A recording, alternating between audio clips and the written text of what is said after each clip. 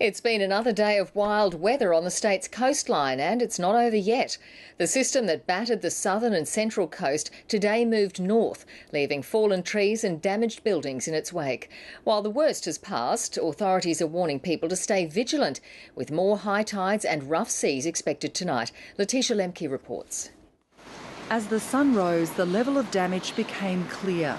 It's predominantly tree damage. We're finding lots of trees falling on cars, damaging roofs. We've had some roofs come off buildings, scaffolding collapse in Maroubra and Sydney Metropolitan. Morning walkers were out in droves to see the wash-up, and huge swells didn't disappoint. I've never seen anything like it in my life. This is amazing. It was a different scene yesterday. Ferries were cancelled and flights grounded as winds of more than 120 kilometres per hour battered the New South Wales coast.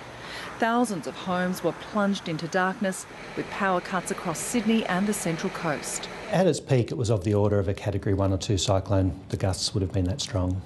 It's getting nasty now. Look. Determined rugby fans held their seats as rough weather rolled into Newcastle. Across the state, the SES received more than 1,300 calls for help. On the harbour, seas were rough, and despite warnings, police were called to rescue 2 boaties, a kite surfer and several moored yachts. Unfortunately, there were a number of yachts that were washed ashore, blown off their moorings or had their lines broken. There has been some damage, but all in all, so far, we haven't had any people injured, which is the main thing. The low-pressure system causing the severe weather has moved north, but dangerous conditions remain.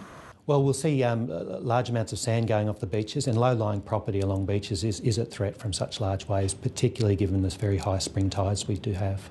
Authorities are warning people to remain vigilant and stay away from the water. Letitia Lemke, ABC News, Sydney.